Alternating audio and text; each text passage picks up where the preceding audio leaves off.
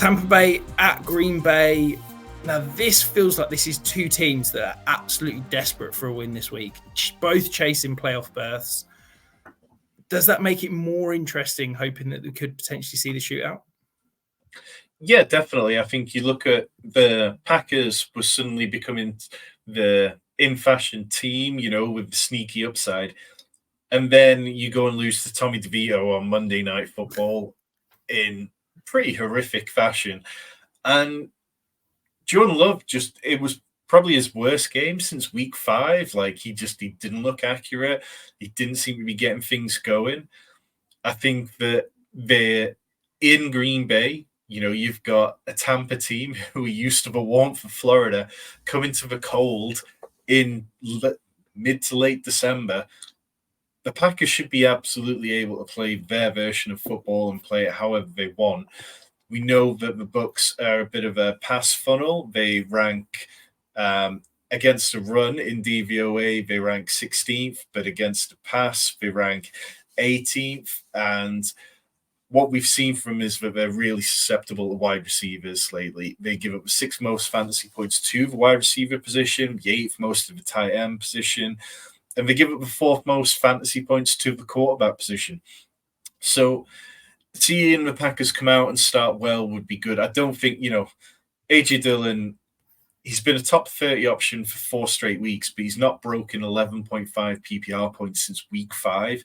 If you're looking for players in this game, it comes down to Jayden Reed, who's been a top 12 wide receiver in 3 of the last 5 games, had 12 for 65 and a touchdown against the Giants, including that end around.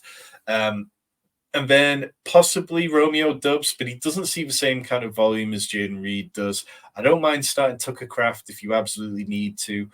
And then on the Bucs side, it was good to see them kind of really embrace the squeaky wheel narrative with Chris Godwin, but it didn't result in anything. He had double-digit targets and a 38% target share, but he only had 5 catches for 53. He's only had 1 receiving touchdown all year.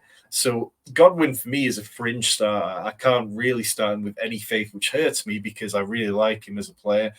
Mike Evans, he's coming off his worst game of the year, 1.8 PPR points, 6 targets. The Packers, they ranked 28th in DVOA against wide receiver ones. This feels like an absolute bounce back for him. And then Rachaad White, he's just been quietly going about his business. Another 100-yard rush game, 25 rush attempts, I think it was last week, or 25 touches, a career high. He's had over 80 rushing yards in 3 straight games. Like, I put it out on Twitter today. I'd be comfortable drafting Rachaad White in the 2nd round of redraft or best ball if nothing was to change with the Bucs. And the Packers, they allow the 11th most fantasy points to the running back position. So I think it's another good week for Mike Evans. It's another good week for Rachaad White. You should have plenty of faith in him. Yeah, and the other interesting nugget that's just been announced while I've been on the air is AJ Dillon's told reporters that he broke his thumb in last week's game. He still thinks he's going to play, but you've got to think someone carrying the ball, that's going to impact him. It's been basically a lost season for Aaron Jones at this point, but maybe if Aaron Jones is finally getting healthy, maybe if you've somehow limped your way to the playoffs with Aaron Jones on the roster, maybe he's actually going to pay you off and finally put up some fancy production if AJ Dillon's going to miss time.